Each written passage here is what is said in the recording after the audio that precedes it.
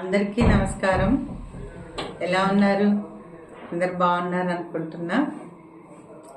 నేను ఈరోజు మీతో ఒక విషయం అంటే ఒక టాపిక్ గురించి మాట్లాడదాం అనుకుంటున్నా. ఏంటి అంటే ఈరోజు ఒక పేషెంట్ వచ్చింది. ఆమెకి ఇప్పుడు 3 months జస్ట్ 2 months కంప్లీట్ అయ్యి 3 months ఎంటర్ అయింది. బాగా వామిటింగ్స్ ఉన్నాయి. అంటే ఆమె ఇప్పటికే 2-3 హాస్పిటల్స్కి వెళ్ళింది. ఇప్పుడు వచ్చి చెప్పడం ఏమిటి అంటే, మేము ఎక్కడికి వెళ్ళినా వామిటింగ్స్ తగ్గటం లేదు, ఏదైనా మందులు ఇవ్వండి, ఆమెకి వామిటింగ్స్ తగ్గిపోవాలి అని. అంటే నేను అన్నాను, అంటే అది అంటే ఈ విషయం అందరికీ చెప్పాలనుకుంటున్నా. అంటే అది ప్రెగ్నెన్సీ తోటి అసోసియేటెడ్. అంటే గర్భం ఉన్న వాళ్ళకి కొందరికి ఇలా బాగా వామిటింగ్స్ ఉంటాయి. అందరికీ ఉండవు. కొందరికేమో మొదట ఒక 2 నెలల నుంచి స్టార్ట్ అయ్యి ఒక 1 month అట్లా ఉండొచ్చు. కొందరికి 5 నెలల దాకా కూడా కొంతమందికి ఉండొచ్చు. బాగా విపరీతంగా అయితే 3 నెలల దాకా ఉండొచ్చు. ఇలా ఉండొచ్చు. కానీ అది గర్భంతో కొందరికి ఆ హార్మోన్స్ వాళ్ళకి పడక, ఆ హార్మోన్స్ ఎక్కువ వాళ్ళకి లివర్ పైన అంటే ఎఫెక్ట్ ఉండి వామిటింగ్స్, కాకపోవడము, ఆకలి కాకపోవడము, భయంకరమైన నీరసం ఉండడము, ఇవన్నీ ఉంటాయి. వీళ్ళు ఏమంటారు, మేము ఏదో మందులు ఇచ్చేసేయాలి, ఏదో టాబ్లెట్ ఇచ్చేసేయాలి, వాళ్ళు పూర్తిగా నార్మల్గా అంటే ప్రెగ్నెంట్ లేని వాళ్ళలా ఉండిపోవాలి అనుకుంటారు. కానీ అది ఎట్ట కుదురుద్ది? ఆ హార్మోన్స్ వాళ్ళకి పడట్లేదు, దాంతో వాళ్ళకి లివర్ పైన ఎఫెక్ట్ అవుతుంది.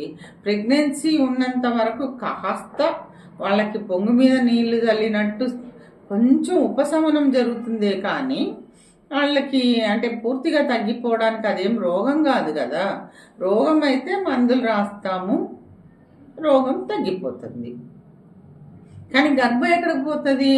గర్భంతో ఉన్న ఆ ప్రాబ్లం కాస్త ఉపశమనం మందులతోటి చేయగలుగుతాం. అందుకనే మీరు అసలు మనకి పాత సామెతే ఉంది, గంజి నీళ్లు పడట్లేదు అంటారు, నీళ్లే పడట్లేదు అంటారు. అని వాళ్ళ నీళ్ళని చూసినా తాగబుద్ధి కాదు, గంజి తాగినా తాగబుద్ధి కాదు అన్నట్టుగా. అందుకని కొంచెం ఉపశమనానికి మీకు కొన్ని చిట్కాలు చెప్తాను. మీరు ఏం చేయాలి అంటే, అంటే కాస్త అల్లంని దంచుకొని ఒక లీటర్ నీళ్ళలో అట్లా దంచి, ఆ నీళ్ళలో కాస్త మీకు అంటే తగ్గట్టుగా నిమ్మకాయ, ఉప్పు కలుపుకొని సిప్పు తాగండి. అసలు మీకు ఏది తాగబుద్ధి అవుతుందో, ఏది తినబుద్ధి అవుతుందో ఒక్కొక్కరికి ఒక్కొక్కటి. కొందరికి నిమ్మరసం తాగబుద్ధి అవుతుంది, కొందరికేమో నిమ్మకాయ పచ్చడి పెట్టుకొని తినబుద్ధి అవుతుంది, కొందరికి ఉత్త కారము ఇది వేసుకొని తినబుద్ధి అవుతుంది, నూనె వాసనే పడదు. మీకు ఏది తినబుద్ధి అవుతుంది, ఏది పాలటబులో అది తినండి. వీలైనంత వరకు కొందరు అయితే మజ్జిగ, బాగా నీళ్ళ మజ్జిగ లాంటిది ఇష్టపడతారు, అదైనా తాగండి. లేదా కొంచెం అంబలి లాంటి తాగబుద్ధి అవుతుంది, అది తాగండి. కొందరు అయితే అంటే ఈ కార్బొనేటెడ్ డ్రింక్స్ అంటే థమ్స్ అప్ లాంటివి తాగబుద్ధి అవుతుంది.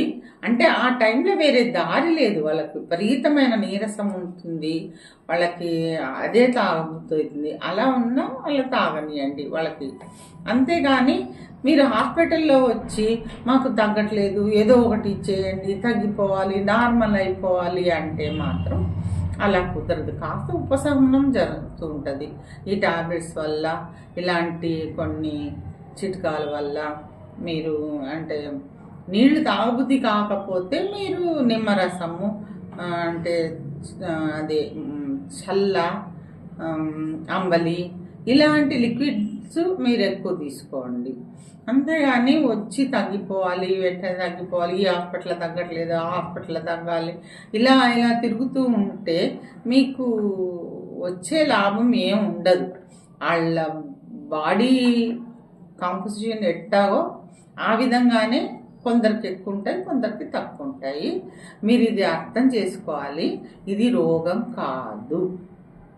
ఇది కొందరు బాడీ కొందరికి ఎక్కువ ఉంటాయి వామిటింగ్స్, కొందరికి నార్మల్గా ఉంటుంది. అది గర్భం ఉన్నంత వరకు ఆ 3-4 నెలల దాకా ఉంటుంది. మందులు రాస్తే తగ్గిపోయి రేపు రాకుండా ఉండదు. మీరు ఇది అర్థం చేసుకొని మీరు అంటే ఇలాంటి ఉపశమనానికి ప్రయత్నించండి. సరేనా? మళ్ళీ వేరే ఏదన్నా ఒక టాపిక్ తోటి మళ్ళీ మిమ్మల్ని కలుస్తాను. నమస్తే.